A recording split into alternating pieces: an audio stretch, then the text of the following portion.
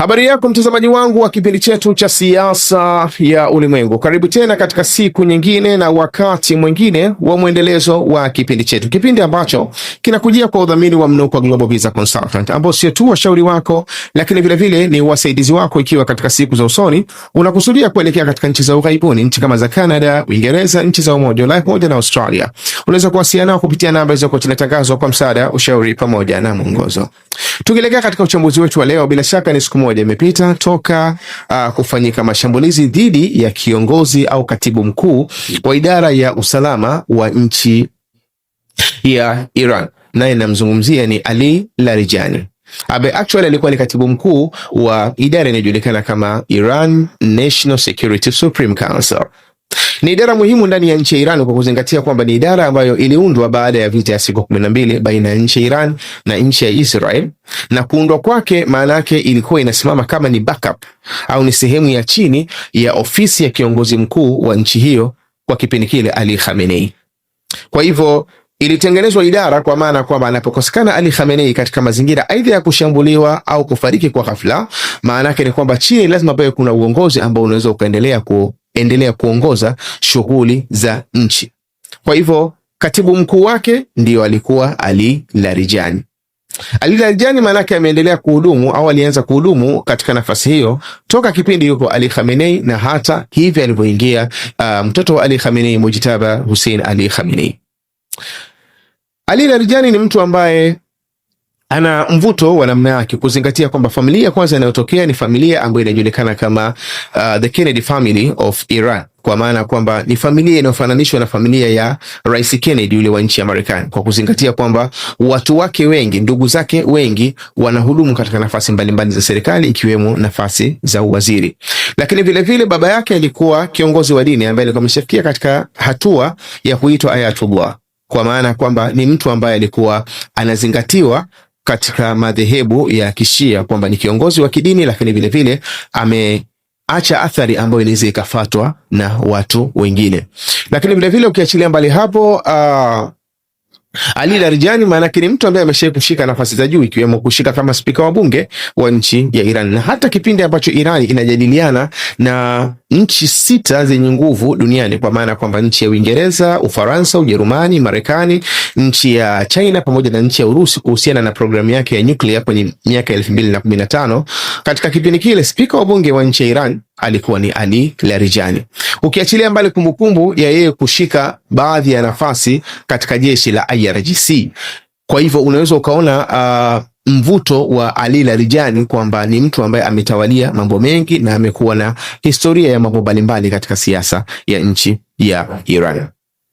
Kufariki kwa Ali Larijani ni kitu ambacho jambo tunalichukua katika uzito wa namna yake, kwa kuzingatia kwamba ni moja katika nguzo ilikuwa imesimama imara ambayo ilikuwa inaweza ikazingatiwa katika mazungumzo ya kidiplomasia. Kwa maana unapozungumza na Ali Larijani maana yake ni kwamba unazungumza na nchi ya Iran. Kwa hivyo kushambuliwa kwa Ali Larijani inawezekana ikawa inatoa indication kwamba mgogoro utakwenda mbele kwa muda mrefu, kwa sababu ya kuzingatia kwamba moja katika watu muhimu katika upande wa negotiation, katika upande wa mijadala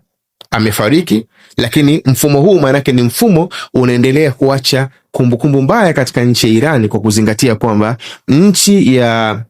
Israel katika strategy yake ambayo inajulikana kama decapitation strategy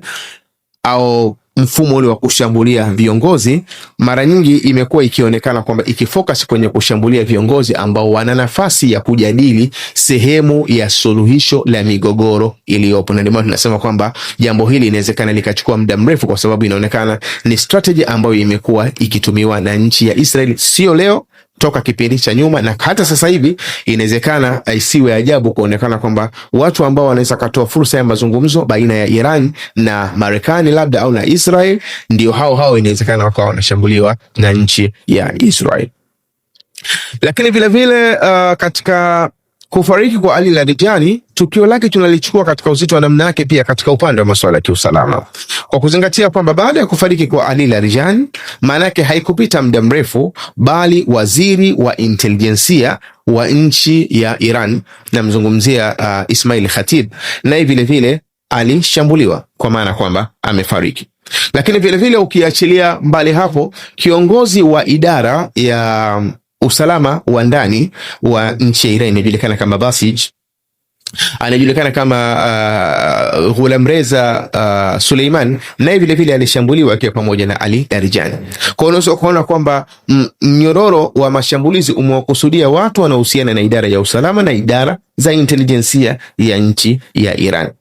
Tukio hili inawezekana likawa linatupa ishara kwamba plani ya mbele inayokuja ya nchi ya Marekani pamoja na Israel, inawezekana katika kile wanachokifikiria mbele ni kuweza kufanya ground offensive, kuweza kufanya mashambulizi ya watu kuingia kwa miguu. Na hili tunaweza tukalifikiria kwamba linaweza kukaa katika muundo huo kwa sababu ya kumbukumbu ya nyuma ya mashambulizi ya namna hii. Takriban kwenye mwaka 2024 baada ya kufariki kwa mtu kama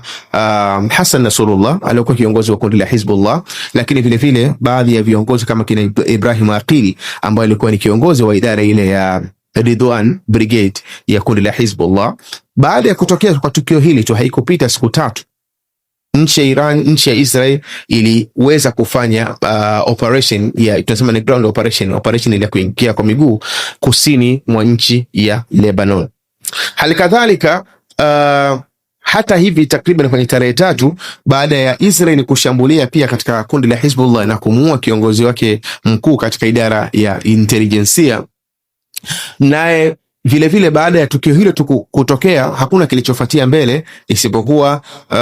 baada ya wiki mbili mbele Israel walitangaza kwamba wana mpango wa kuingia kwa ground offensive ndani ya nchi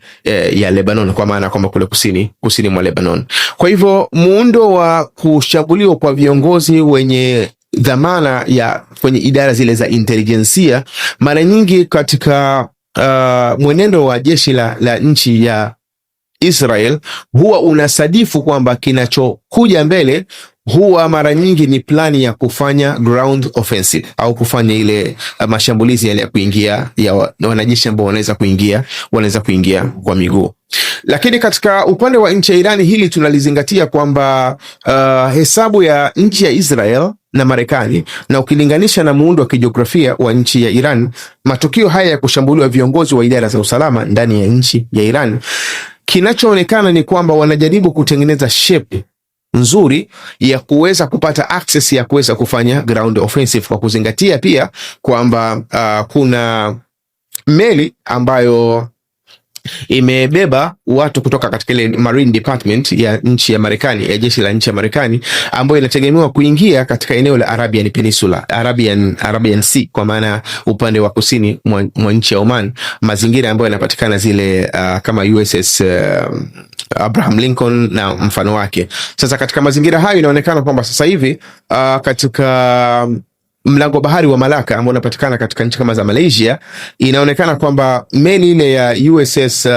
Tripoli inakuja katika eneo la Arabian Sea na ikiwa imeambatana na sehemu ya wanajeshi wa department ile ya Marine ya nchi ya Marekani, ambao mara nyingi wanajulikana kwamba ni moja katika wanajeshi ambao wana maarifa ya juu. Na kile kinachoonekana ukilinganisha na statement ambazo zimekuwa zikizungumzwa na Rais Donald Trump,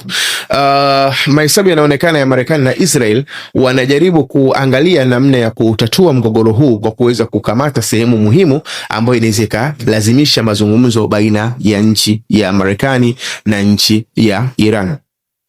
Na mazingira ambayo yanaonekana katika focusing ya nchi ya Marekani na nchi ya Israel kwa hivi sasa baada ya kufanyika kwa mashambulizi haya, hasa ni kuangalia namna ya kuingia katika sehemu ya Kag Islands, au kisiwa kile cha Kag ambacho ni sehemu muhimu katika supply line, katika ile mfumo wa usambazaji wa mafuta wa nchi ya Iran, kwa maana kwamba ndio sehemu ambayo mauzo mengi ya mafuta yanafanyika katika sehemu hiyo, kwa maana kwamba meli kama za China na mfano wake zinapotaka kuchukua mafuta kutoka katika nchi ya Iran, pamoja na kwamba kuna sehemu zingine za kuchukua mafuta, lakini hili inazingatia kwamba ni main kwa kuwa ina uwezo wa kutoa mafuta kwa kiwango kikubwa. Kwa hivyo ni sehemu ambayo Marekani inaonekana kwamba wametarget, ikiwezekana waweze kuzuia ile ili kuweza kulazimisha kuingia kama ni sehemu, kulazimisha sehemu ya mazungumzo baina yao na serikali ya nchi ya Iran. Lakini vile vile jicho lingine la nchi ya Marekani pamoja na Israel tunaona bado lipo katika upande wa mlango bahari mlango bahari wa Hormuz, na ndio maana inaonekana kwamba kuna sehemu ya wanajeshi hao wa marine ambao wanakuja katika eneo la Mashariki ya Kati. Lakini katika upande wa nchi ya Iran, kufariki kwa Ali Larijani pamoja na viongozi wengine kama kina Ismail Khatib na mfano wake ni jambo ambalo linaweza likawa lina athari katika upande wa siasa, lakini lisiwe na athari katika upande wa operation za kawaida, kwa kuzingatia kwamba kwa hivi sasa operation nyingi za nchi ya Iran za kiusalama na mfano wake kwa kiwango kikubwa zinafanywa na IRGC, kwa maana kwamba Iran Revolutionary Guard Corps ambayo iko chini ya Ahmed Vavid ambaye ni mkuu wa majeshi au ni mkuu wa majeshi wa nchi ya Iran. Na Ahmed Vavid tunasema kwamba jambo hili linawezekana lisiwe na shida sana kwa nchi ile, kwa kuzingatia vile vile uwezo wa Ahmed Vavid. Ahmed Vavid ni mtu ambaye ana uzoefu mkubwa kwa sababu ameshawahi kuhudumu kama waziri wa ndani wa mambo ya ndani wa nchi ya Iran, kwa maana kwamba masuala ya usalama wa ndani ya nchi ya Iran ni mtu ambaye anayafahamu vizuri, lakini vile vile ameshawahi kuhudumu kama waziri wa ulinzi wa nchi ya Iran, kwa maana kwamba ni mtu ambaye anafahamu vizuri masuala ya ulinzi wa mipaka wa nchi ya Iran. Lakini vile vile ukiachilia mbali hapo, ni msomi wa hali ya juu, especially katika upande wa kuzifahamu zile doctrine au ile mifumo ya jeshi la Marekani au majeshi mbalimbali ya nchi za magharibi. Kwa hiyo ni mtu ambaye yuko very competent, kwa maana kwamba ni mbobezi katika upande huu, na ndio maana inaonekana kwamba toka alipochaguliwa baada ya kufariki kwa alikuwa mkuu wa majeshi wa nchi hiyo Abdurrahim Musavi, maana yake aliweza kubadilisha format ya jeshi la nchi ya Iran kwa haraka sana, kwa kutengeneza pointi kama 3 katika upande wa magharibi ambazo zinaonekana kwamba ndio pointi muhimu zaidi, kwa kuzingatia mapito ambayo inawezekana yakatumiwa na wapinzani wa nchi ya Iran kuweza kuingia ndani ya nchi hiyo, kwa kuchagua mji kama wa Tabriz kuwa ni sehemu ambayo inatazama mipaka yote ya mji ya nchi kama ya Azerbaijan, lakini vile vile ya nchi kama ya Iraq, lakini vile vile kitupa jicho pia katika nchi ya Uturuki. Lakini vile vile akauchagua mji wa Tabriz, mji wa Shiraz, kwa maana kwamba kusimamia operation zote zinaelekea katika upande wa pwani ya nchi ya Iran ambayo inatazamana na sehemu ya ile Persian Gulf au ghuba ya Uajemi, kwa maana kwamba sehemu yote ya pwani kuanzia katika hizo sehemu kama za visiwa vya Karg kwenda katika sehemu kama za Bushehr na mfano wake kwenda mpaka katika sehemu za bandari ya Abbas. Maanake hayo maeneo yote yako katika chini ya usalama wa sehemu ya Shiraz. Lakini vile vile akachagua na main point nyingine ambayo inapatikana katika mji wa Tehran. Kwa hiyo ni mtu ambaye ana maarifa mazuri kiasi ambacho kinaweza kuleta hakikisho ya usalama wa nchi ya Iran katika kipindi ambacho Marekani na Israel wakiwa wamepanga mpango ambao unaonekana unasadifu wazi kabisa kwamba plani yao kubwa ni kukusudia kuingia katika upande wa ground offensive. Kile tunachokitarajia kutokana na mazingira ya namna hii ni kwamba kwa sasa hivi tunaona kwamba Marekani na Israel inawezekana wakafocus katika miji hii mitatu niliyohitaji, hasa katika mji wa Shiraz, katika mji wa Tabriz na katika mji wa Tehran. Kufocus katika miji hii maana yake lengo lake kubwa itakuwa ni lile kujaribu kufanya hizi center 3 ziweze kuparalyze, na hasa katika sehemu ya Shiraz, kwa sababu unaposhambulia katika sehemu ya Shiraz ikafanikiwa sehemu ya Shiraz kuparalyze, maana yake ni kwamba lengo la Marekani hasa ni kaa katika sehemu ya Karg, visiwa vya Karg, lakini vile vile kwenda katika sehemu ya Bushehr, kwa kuzingatia kwamba kuna fikra kwamba katika ile sehemu za nuclear site au zile sehemu za nuclear za mji wa Bushehr ndio zimehifadhi zile kilo takriban 440 ambazo zimefikia katika urutubishaji wa 60%, kwa maana kwamba inahitaji process kidogo sana kuweza kufikia katika kutengeneza silaha ya nuclear. Mazingira haya yote maana yake ni mazingira ambayo yanaonekana kwamba yanasadifu kwamba Marekani wanajaribu kutafuta, tunasema bargaining chip, kutafuta kitu ambacho wanaweza kutumia kubargain baina yao na nchi ya Iran, kwa kuzingatia kwamba mpaka sasa hivi nchi ya Iran kadi zake zimekuwa ni nyingi, maana yake ina karata nyingi za kucheza kuliko nchi ya Israel pamoja na nchi ya Marekani. Na unaweza ukaona kwa mfano kuuliwa kwa Ali Larijani, kuuliwa kwa Ismail Khatib na yule kiongozi wa Basij Abdurreza Suleiman, maana yake Ghulam Reza Suleiman, maana yake